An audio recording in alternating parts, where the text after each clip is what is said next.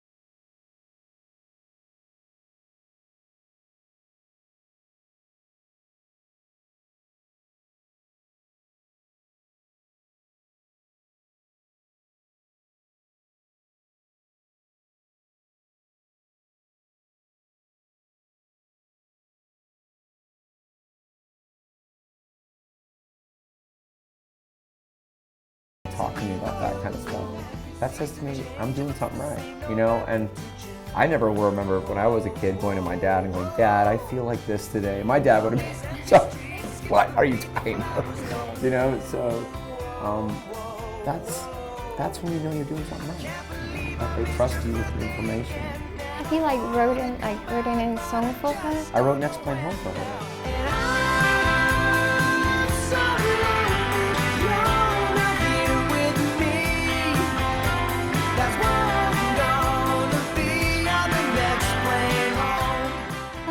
Thinking about that. That's her in the video. That's my daughter. She's in the video. Oh wow. Yeah, she's the one at the very end that pulls my hand into the sunset, and she's the woman in my life. You know, the girl. Because when I heard it, I cried. Because it's always the next plane home. You want to go back so desperately, and you want to be right. Right. Yeah, and we have a very special relationship, the two of us. You know, and I'm still learning a whole bunch about being a dad by being with her. Would you like to take her around with your concerts and stuff? She's been on the road with me, Sophie. You know, she's been to France with me and England, and she came. I took her to Spain. I took her to South America. So she's lucky she's went around with you. Yeah, and she, you know, and she's great. She doesn't care who I am. She's like really funny that way. She's like, it's like, I'm not Justin Bieber, so she's totally not a big fan. You know, she was like, Daddy, you need to do a song with Justin Bieber. I'm like, I don't think so. But, you know, that's a little wish, maybe. Christmas gift. Christmas gift, yeah. Well, it's really sweet, knowing that you're really a good dad and a good musician, at the same time. I think it's not a big difference because you can do it at the same time. You can. I mean, the harder part for me now is that Sophie's committed to being in school, and she goes to a school in Los Angeles, and when she was really small, it was easier for me to pull her around, and now she's got her own life, and I have to respect that. You know, I wanted to take her to Switzerland a couple weeks ago. We went to play a show in Switzerland, and, you know, I couldn't take her out of school because it would be too difficult for her to read for that amount of time, you know, and that's hard sometimes for me, and I've always been kind of, like I said, a nomad and a gypsy, and I'm like, Sophie, you should come here with Switzerland. Of course, if I take her